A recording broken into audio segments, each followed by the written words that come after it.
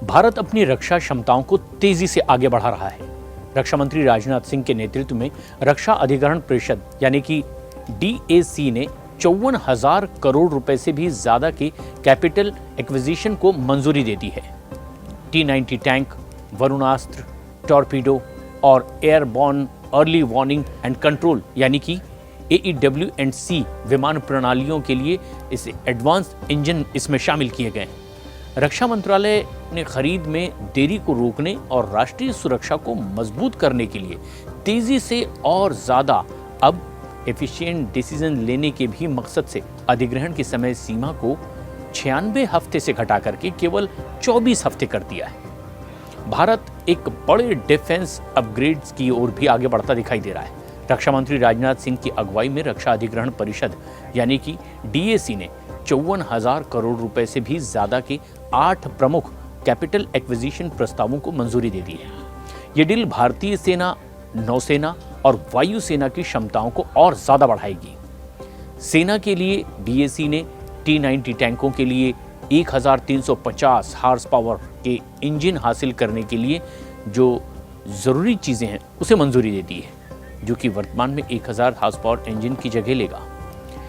इस अपग्रेड से power to weight ratio को भी बढ़ा करके अब हाई एटीट्यूड वाले इलाके में टैंकों की गतिशीलता में सुधार करने की भी उम्मीद की जा रही है। नौसेना को एक्स्ट्रा वरुणास्त्र टॉर्पीडो भी मिलेंगे और ये एक एडवांस जहाज से लॉन्च किए जाने वाले एंटी सबमरीन हथियार हो। नौसेना विज्ञान और टेक्नोलॉजी लेबोरेटरी ने डिजाइन इसे किया है। ये स्वदेशी सिस्टम दुश्मन की पनडुब्बियों के खिलाफ भारत की पानी के अंदर ही युद्ध की क्षमता को और ज्यादा बढ़ाएगा। नई सैन्य खरीद को मंजूरी देने के साथ साथ अब रक्षा मंत्रालय खरीद प्रक्रिया में तेजी लाने के लिए भी सुधार लागू कर रहा है। नौकरशाही में देरी की वजह से लंबे समय से भारत के तमाम डिफेंस एक्विजिशंस को इस तरह से प्रभावित वो करता रहा है।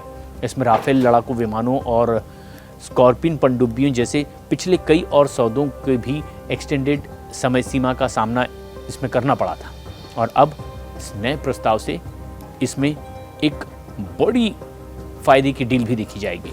डेडलाइन को अब जल्दी हासिल करने के लिए कई इसमें बदलाव भी किए गए।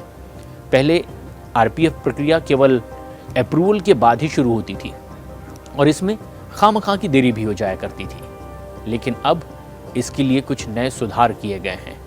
कॉन्ट्रैक्ट नेगोशिएशन को भी अब और सख्त बनाया गया है।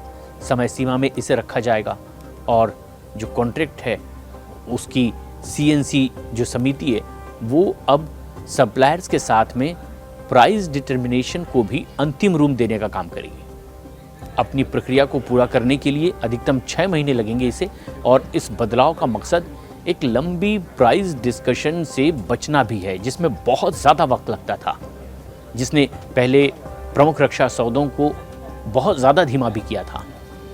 एक बार जब वित्त मंत्रालय बातचीत की गई कीमत को मंजूरी दे देता है तो फिर सौदा अंतिम मंजूरी के लिए प्रधानमंत्री के नेतृत्व वाली सुरक्षा कैबिनेट समिति यानी कि CCS के पास में जल्दी से चला जाएगा।